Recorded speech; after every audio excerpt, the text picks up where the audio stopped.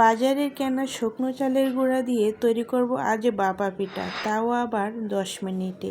আসসালামু আলাইকুম বন্ধুরা, ওয়েলকাম টু জান্নাত কুকিং চ্যানেল। আজকে আপনাদের সাথে শেয়ার করব বাংলাদেশের একটি জনপ্রিয় পিঠা ভাপা পিঠা। আর এই ভাপা পিঠা তৈরি করতে গেলে অনেকেই অনেক সমস্যায় পড়েন। কারো পিঠা ভেঙে যায়, কারো পিঠা শক্ত হয়ে যায়। এই ভিডিওতে থাকছে সকল প্রকার টিপস অ্যান্ড ট্রিক্স। আশা করছি রেসিপিটা সকলের কাছে খুবই ভালো লাগবে। রেসিপিটা ভালো লেগে থাকলে একটা লাইক দিতে ভুলবেন না। আর আপনি যদি আমার চ্যানেলে নতুন হয়ে থাকেন তাহলে সাবস্ক্রাইব করে আমার চ্যানেলের পাশেই থাকবেন। পিঠা তৈরি করে নেওয়ার জন্য মিক্সিং বলে নিয়েছি 3 কাপ চালের গুঁড়া, দিয়ে দিচ্ছি হাফ চা চামচ লবণ, আর এখানে দিয়ে দিচ্ছি 1 কাপ গ্রেট করা খেজুরের গুড়। আপনারা চাইলে আখের গুঁড়ো দিতে পারেন, কিন্তু খেজুরের গুড় দিয়ে পিঠা তৈরি করলে পিঠা খেতে অনেক বেশি ভালো লাগে। এখন আমি নর্মাল পানি অল্প অল্প দিয়ে চালের গুঁড়ার সাথে মিশিয়ে নেব। খুব বেশি পানি দেওয়া যাবে না, অল্প অল্প পানি দিয়ে আমি চালের গুঁড়ার সাথে মিশিয়ে নিচ্ছি। আর গুঁড়োটাও আমি খুব সুন্দর করে গুঁড়ো করে আমি চালের গুঁড়ার সাথে মিশিয়ে নিচ্ছি। মিশানোর পর দেখবেন এরকম হবে চালের গুঁড়াটা দেখতে। এর চেয়ে বেশি পানি দিয়ে কিন্তু নরম করে ফেলা যাবে না। এরকম করে আমি তৈরি করে নিয়েছি। হাত দিয়ে মুঠ করলে দেখবেন মুঠটা খুব সুন্দর করে হয়ে যাবে, আবার হাতে ভেঙে দিলে দেখবেন জোরজোরি করে ভেঙে যাবে। তখনই বুঝতে পারবেন মিশানোটা একবারেই ঠিক আছে। এখন আমি ডেকে রেস্টে রেখে দেব 1 ঘন্টার জন্য। 1 ঘন্টার ভিতরে দেখবেন চালের গুঁড়াগুলো খুব সুন্দর করে ভিজে সেট হয়ে যাবে। ফিরে এলাম 1 ঘন্টা পর। 1 ঘন্টা পর দেখেন চালের গুঁড়াগুলো কীরকম হয়েছে, আর গুড়গুলো খুব সুন্দর করে নরম হয়ে গিয়েছে। এখন আমি একটা প্লাস্টিকের চালনা নিয়েছি। এই চালনাগুলো কিন্তু একটু মোটা ছিদ্রের নিতে হবে। মোটা বলতে একটু বড় বড় ছিদ্রযুক্ত চালনা নিতে হবে। এই চালনা দিয়ে আমি এখন অল্প অল্প চালের গুঁড়া এরকম করে চেলে নিচ্ছি।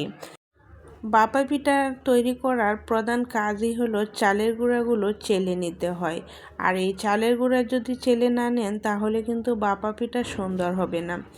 অল্প অল্প করে আমি সবটুকু চালের গুঁড়া এই চালনা দিয়ে চেলে নিয়েছি। আর চেলে নেওয়ার পর দেখেন কত সুন্দর হয়েছে, এরকম দানাদার হয়েছে।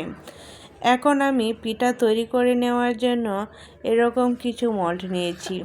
আর ছোট ছোট এরকম মোল্ড কিন্তু কিনতে পাওয়া যায়। আপনাদের হাতে বাটি অথবা মোল্ড থাকলে যেটাই থাকে ওটা দিয়ে তৈরি করে নিতে পারবেন।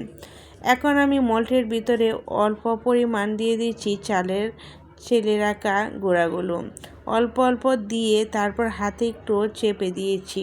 খুব জোরে চেপে দেওয়া যাবে না, তাহলে কিন্তু পিঠা শক্ত হয়ে যাবে। এখন দিয়ে দিয়েছি কেটে রাখা গুড়। গুড়টা যদি মধ্যে দেন তাহলে দেখবেন পিঠা খেতে অনেক বেশি ভালো লাগে। সাথে আপনারা চাইলে নারকেল গুঁড়াও দিতে পারেন। এখন গুড়ের উপরে আবারও দিয়ে দিচ্ছি চালের গুঁড়া। আমি যে চালের গুঁড়াটা চেলে রেখেছিলাম ওই গুঁড়াটাই খুব সুন্দর করে দিয়ে হাতে আলতোভাবে চেপে চেপে সেট করে দিয়েছি। এখন উপরে দিয়ে দিচ্ছি নারকেল কোড়া। নারিকেল কোড়াটা দিয়েও খুব সুন্দর করে সেট করে দিয়েছি। এখন একটা কাপড় অথবা নেট দিয়ে ডেকে দিতে হবে। কাপড় অথবা নেট দিয়ে ডেকে দেওয়ার আগে কাপড়টা খুব সুন্দর করে ভিজিয়ে নিতে হবে, না হলে কিন্তু পিঠা লেগে যাবে। এখন আমি নেট দিয়ে খুব সুন্দর করে পিঠাটা ডেকে দিয়েছি। আর এই পিঠাগুলো যেহেতু ভাপে তৈরি করতে হবে সেই জন্য চুলায় একটি হাঁড়ি বসিয়ে দিয়েছি। আর হাঁড়ির মুখটা আমি একটা কাপড় দিয়ে বেঁধে দিয়েছি। আর পানিটা যখন বলক এসে গিয়েছে তখন আমি পিঠাটা দিয়ে একটা বল দিয়ে ডেকে দিয়েছি। বল অথবা ঢাকনা দিয়ে ডেকে দিতে পারেন। 2 থেকে 3 মিনিটের ভিতরে দেখবেন পিঠাটা খুব সুন্দর করে হয়ে যাবে। পিঠাটা যখন হয়ে গিয়েছে তখন আমি পিঠাটা চুলা থেকে নামিয়ে নিয়েছি। আর দেখেন খুব সুন্দর করে মোল্ড থেকে পিঠাটা ছেড়ে দিয়েছে। সেম প্রসেসে আমি সবগুলো পিঠা তৈরি করে নিচ্ছি। আশা করছি বোঝাতে পেরেছি। রেসিপিটা যদি সেম টু সেম ফলো করে পিঠা তৈরি করেন আপনাদের পিঠাও এরকমই সুন্দর হবে। আর এই পিঠাগুলো কিন্তু একটু অন্যরকম দেখতে, খেতেও কিন্তু অনেক বেশি মজাদার। আশা করছি সকলের কাছে খুবই ভালো লেগেছে আমার এই সহজ পিঠার রেসিপিটা। এখন আমি একটা পিঠা আপনাদেরকে ভেঙে শেয়ার করছি। দেখেন পিঠাটা কত সুন্দরভাবে ভেঙেও নেওয়া যায়। আর দেখেন ভিতরে কত বেশি সুন্দর।